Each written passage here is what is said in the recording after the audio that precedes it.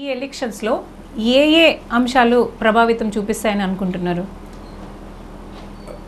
తప్పకుండా రాష్ట్ర ఆర్థిక పరిస్థితి, రాష్ట్ర అభివృద్ధి, తర్వాత ఈ విధ్వంసకర ఆలోచన విధానం ఏదైతే ఉందో, అంటే అప్రజాస్వామికంగా ఎవరైనా మాట్లాడితే వాళ్ళ మీద చర్యలు తీసుకోవాలనే ఆలోచన కానివ్వండి, ప్రతిపక్షం గొంతు నొక్కేసే విధానం కానివ్వండి. సో ఇవన్నీ కూడా ఏంటంటే అప్రజాస్వామిక విధానాలు అని చెప్పేసి నేను భావిస్తున్నాను. దాని మీద కూడా ఎందుకంటే ఎప్పుడైతే ప్రభుత్వ ఆలోచన ఆ విధంగా ఉంది, ఏంటి ప్రతిపక్షాల గొంతు నొక్కేయాలనో, లేకపోతే ప్రతిపక్షాన్ని అడుగున ఇబ్బంది పెట్టాలనో, లేకపోతే ప్రభుత్వం గురించి ఎవరు వ్యతిరేకంగా మాట్లాడినా వాళ్ళ మీద పోలీస్ ద్వారానో లేకపోతే ఇంకా ఇతరత్ర మార్గాల్లో చర్యలు తీసుకోవాలని ప్రభుత్వం ఇప్పుడు ఆలోచన చేస్తుందో, అదే ఆలోచన ధోరణి శాసనసభ్యులు లేకపోతే అధికార పార్టీ నాయకుల్లో కూడా ప్రబలిపోతుంది. సో అప్పుడు గ్రామాల్లో అరాచక పరిస్థితులు ఉత్పన్నమవుతాయి. ఎవరైనా నన్ను విమర్శించాడు, పోలీసుని పెట్టేసి అతని మీద పలానా సెక్షన్తో కేసులు పెట్టేసి ఏంటంటే సరే అవి నిలబడవా అని తర్వాత విషయం. కానీ ఈ లోపల వాళ్ళ మానసిక క్షోభ కానివ్వండి, వాళ్ళ గొంతు నొక్కేసినట్టు అవ్వదా? మనం వాడే భాష. చంద్రబాబు నాయుడు పైన పెట్టిన కేసు నేను ఎవరి గురించి మాట్లాడతలేదండి, ఏదైనా ధోరణి అంటున్నాను. ఈ కేసు గురించి కాదు. ఇప్పుడు ఒక ప్రతిపక్షం కార్యక్రమం చేసుకుంటుంటే దాన్ని అడ్డంకులు సృష్టించాలని చెప్పేసి ఆలోచన చేస్తున్నాం. దానికి ఏదైనా రూల్ పెట్టచ్చు.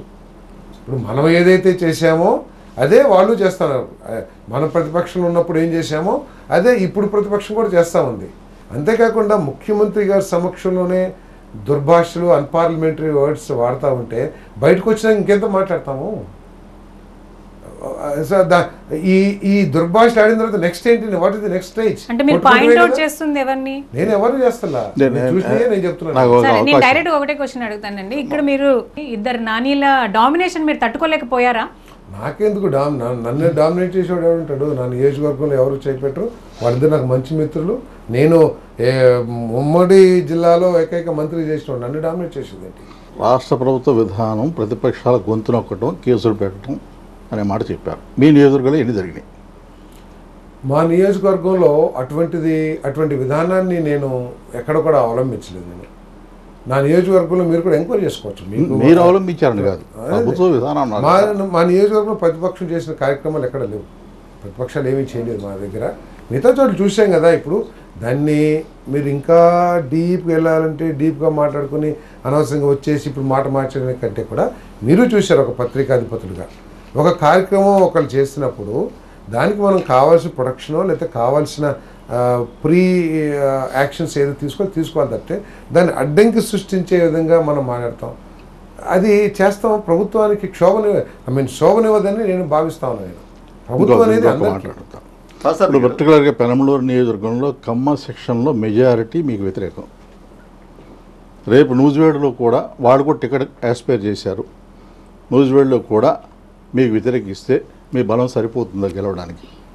రాష్ట్రంలో అత్యధికంగా కమ్మవారు ఒక వైఎస్ఆర్సీపీ ఎమ్మెల్యేని సపోర్ట్ చేసింది పెనమలూరు నియోజకవర్గం. ఇది నేను చేసిన సర్వే కాదు, పార్టీ నిర్వహించిన సర్వేలో వచ్చిన రిజల్ట్. పార్టీకి మద్దతు వేరు, మీకు పర్సనల్గా పార్థసారథికే వాళ్ళు చేసింది. సో కమ్మవారు నాకు వ్యతిరేకులు అనేది కరెక్ట్ కాదు.